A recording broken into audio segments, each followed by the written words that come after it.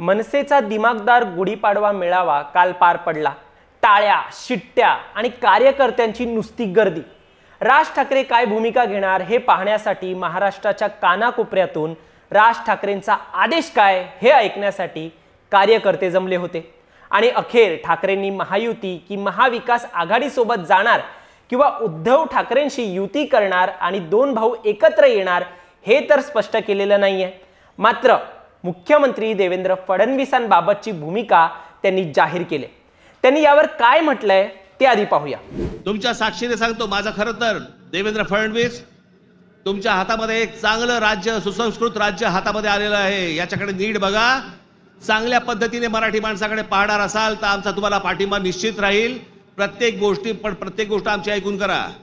आता राज ठाकरेंनी आपली भूमिका जाहीर केल्यानंतर यावर स्वतः मुख्यमंत्री काय प्रतिक्रिया देतात यावर सगळ्यांचं लक्ष होतं।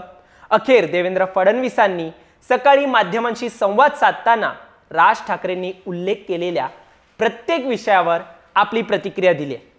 मशिदीवरील भोंगे, औरंगजेबाची कबर, नद्यांचं प्रदूषण, मराठी भाषेचा मुद्दा आणि राज ठाकरेंनी दिलेल्या सूचक पाठिंब्यावर फडणवीसांनी नक्की काय म्हटलंय पाहूया। निश्चितपणे राज्य चांगलं चालवण्याचा आमचा प्रयत्न आहे आणि राज्य चालवत असताना सर्वांची मदत घेऊन, सर्वांना विश्वासात घेऊनच चालवण्याचा आमचा प्रयत्न आहे।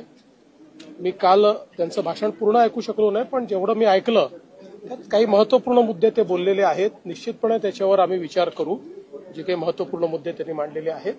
आणि शेवटी राज्य चालवत असताना सगळ्यांना सोबत घेऊन चालवणं हाच खरं म्हणजे आमचं उद्दिष्ट आहे। मशिदीवरील भोंगे हटवण्याबाबत राज ठाकरेंनी महाराष्ट्र सरकारला विचार करण्याबाबत 100% जे नियमाच्या बाहेर आहेत आणि सुप्रीम कोर्टाने दिलेला जो आदेश आहे या आदेशाचं तंतोतंत पालन महाराष्ट्र सरकार करेल। कबरी संदर्भातही राज ठाकरे म्हणाले की छत्रपती शिवाजी महाराजांचं शौर्य होतं आणि ते गाळलं हे दाखवण्यासाठी ते कबर तिथं आहे।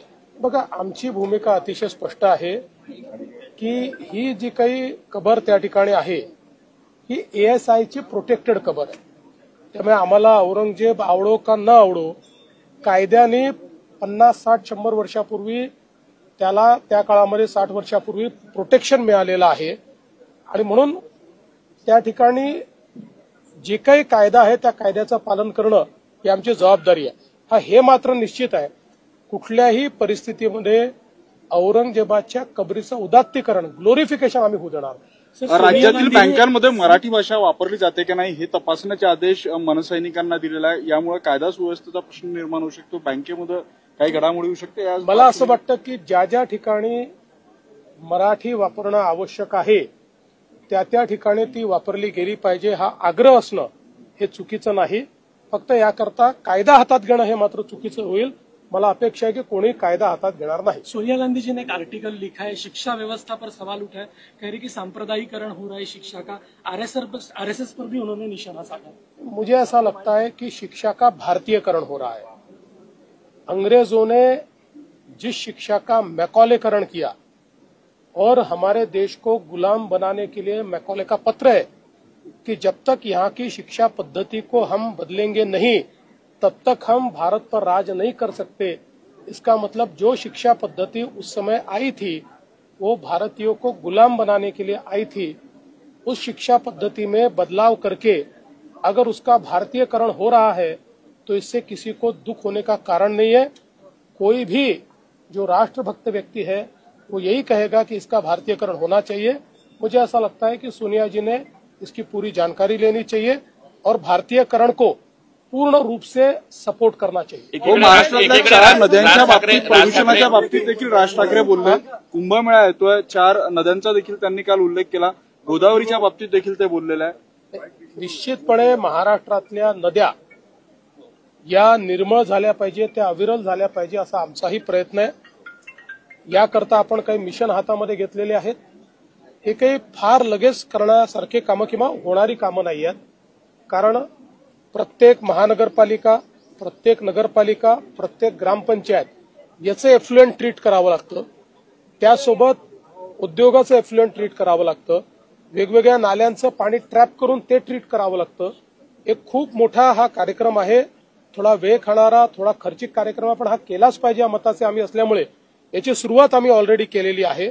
आणि मला विश्वास आहे की यावेळी ज्यावेळेस आपला कुंभमेळा होईल त्यावेळी कुंभमेळ्यामध्ये पवित्र गोदावरी नदीमध्ये लोक ज्यावेळेस आंघोळीला येतील किंवा स्नानाला किंवा त्या ठिकाणी एक प्रकारे स्नान करण्याकरता येतील त्यावेळी त्यांना स्वच्छ पाण्याचा अनुभव कसा देता येईल हाच आमचा प्रयत्न. एकीकडे पाठिंबा देतात आणि दुसरीकडे लाडकी बहीण योजना बंद होईल असे राज ठाकरे म्हणाले. विजेचे दर 10% जवळपास कमी होत आहे. मी आपल्याला विधानसभेतही सांगितलं होतं की विजेचे दर पुढच्या 5 वर्षात दरवर्षी आम्ही कमी करणार आहोत. त्यानुसार आमची जी पिटिशन आहे ही पिटिशन जी नियामक मंडळ आहे त्यांनी स्वीकारलेली आहे. केवळ ती स्वीकारताना त्याच्यामध्ये काही मला असं वाटतं की कॅल्क्युलेशनच्या संदर्भात त्यांचा आणि आमचे मतभेद आहेत आणि म्हणून आम्ही एक रिव्हिजन देखील त्या ठिकाणी दाखल करणार आहोत. तेवढे कॅल्क्युलेशनचे मतभेद जर दूर झाले तर लोकांना स्वस्त वीज देखील मिळेल आणि त्याचसोबत आपली जी कंपनी आहे ही कंपनी देखील जी 70-80 हजार कोटीच्या डेटमध्ये आहे ती पुढच्या 4 वर्षामध्ये आम्ही डेट फ्री देखील करू शकू या दृष्टीने एक रिव्ह्यू पिटिशन आम्ही त्या ठिकाणी दाखल करतो आहोत. मात्र मला आनंद आहे की आम्ही जे रेट कमी करण्याच्या संदर्भात पिटिशन दाखल केलं होतं त्याला मान्यता मिळालेली. आरोपींची घरे पाडणार का असा सवाल ओएसी असं आहे की आता बीडमध्ये पूर्ण शांतता आहे आणि कोणीही जर शांतता भंग करणार असेल तर त्याच्यावर सारखीच कारवाई केली जाईल. दरम्यान अशाच बातम्या अपडेट्स पाहण्यासाठी सबस्क्राईब करा प्राईम टाइम महाराष्ट्र. धन्यवाद.